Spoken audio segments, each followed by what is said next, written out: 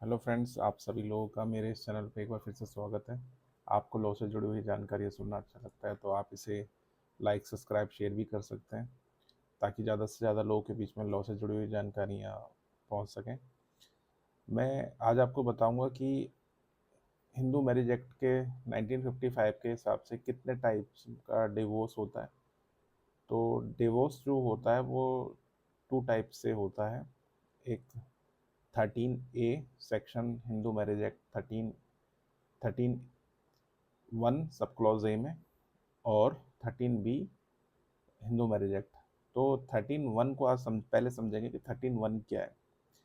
13(1) जो होता है वो एक पक्ष के द्वारा दाखिल किया जाता है। जो भी अपने पति से या पत्नी से परेशान होता है तो वो डाइवोर्स देने के लिए अगर तैयार नहीं होता है तो वो एक पक्ष अपना क्या नाम है सेक्शन 13(1) के तहत कोर्ट में पटिशन फाइल करता है, फैमिली कोर्ट में, जो भी आपके जुरिडिक्शन में होता है। और जहाँ मैट्रिमोनियल होम हो या लड़की जहाँ रह रही होती है वो अपने उसमें जुरिडिक्शन के हिसाब से डाल सकती हैं। दूसरा होता है 13B के हिसाब से। 13B में क्या होता है कि जब दोनों पक्ष सहमत होते हैं कि हम अब साथ नहीं रहेंगे और दोनों की मंजूरी होती है, वो पिटीशन में अपनी जो भी टर्म एंड कंडीशंस को एग्री करते हैं। उन टर्म एंड कंडीशन को एग्री करने के बाद जो भी लेने देना होता है या जो भी कुछ होता है वो वन टाइम सेटलमेंट होता है उस 13B में, और वो भी कोर्ट में पेश किया जाता है, फैमिली कोर्ट में। जो भी जुरिडिक्शन होता है लोकल, जो वहाँ पे भी दोनों पक्ष में से कोई भी पक्ष रह रहा है, जो भी किसी भी अपनी मर्जी से सहमति से उसमें डाल सकते हैं, दोनों पक्षों अपनी मर्जी से सहमति से डाल सकते हैं 13B के तहत।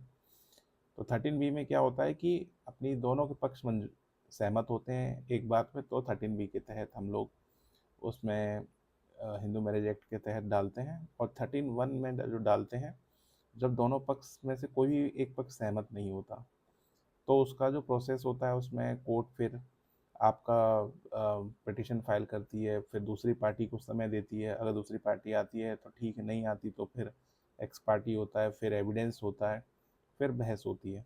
वैसे ही आप अगर दूसरी पार्टी इसमें अगर आ जाती है तो फिर वो अपना पक्ष रखती है, फिर दोनों पार्टीज़ को सुना जाता है, तो ऐसे कार्रवाई कोर्ट में चलती है।